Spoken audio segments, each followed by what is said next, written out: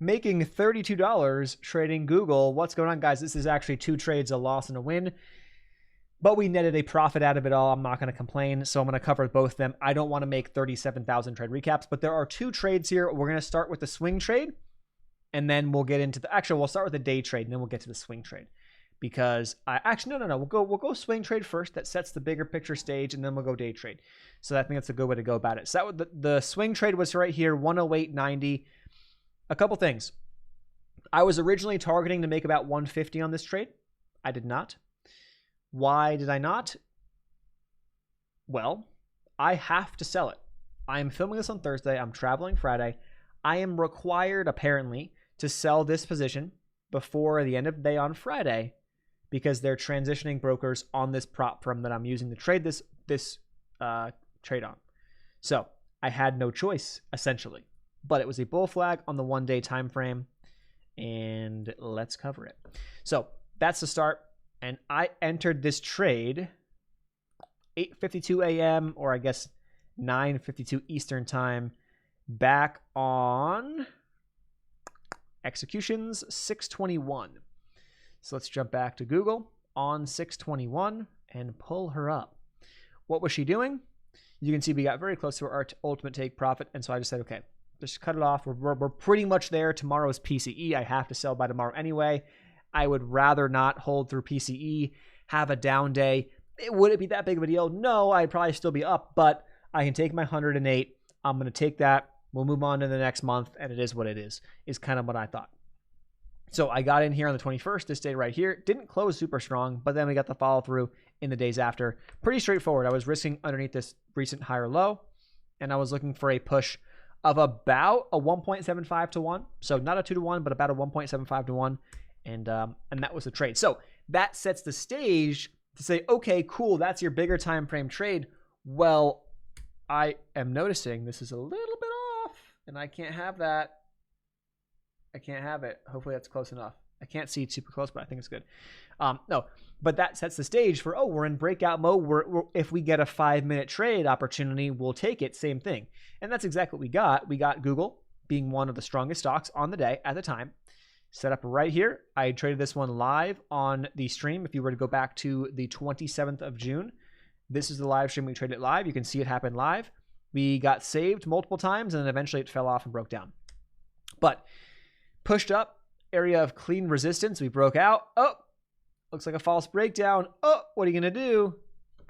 Didn't look like it was going to work. Just held my stop right here and right here. Pushed up again. Came back, pushed up again. Oh, maybe it's going to go now. Nope. Finally fell off. So it took a lot longer than I really would have hoped on the second trade, but that one we risked about, let's see. Let's jump over to it.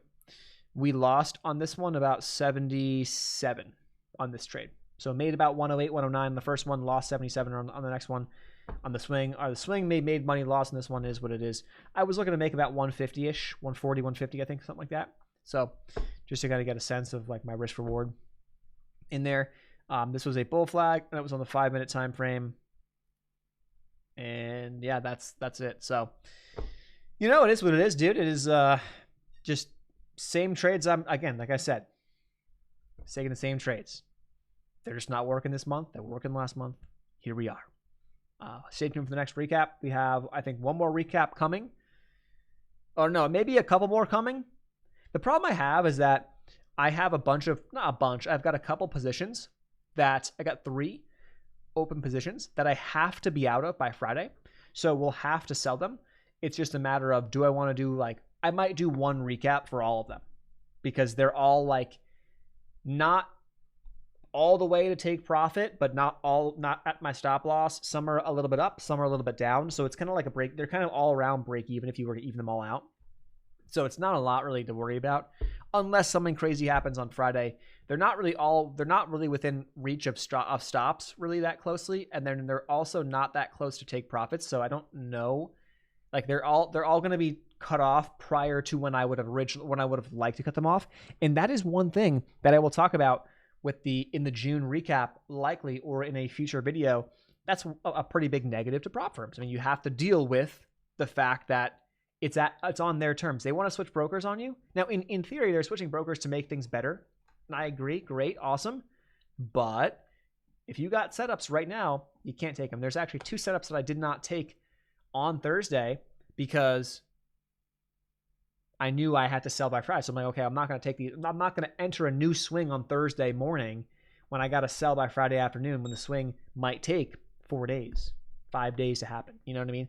So it is what it is. Alert just went off on Autodesk. We'll check that out after the video.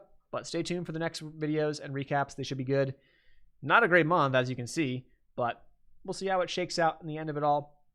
And I'm sure, and you'll be, I'm sure I'll be here to talk about it like always. Peace. I'll leave a link to TradeZilla below to track all your data if you're interested. Peace.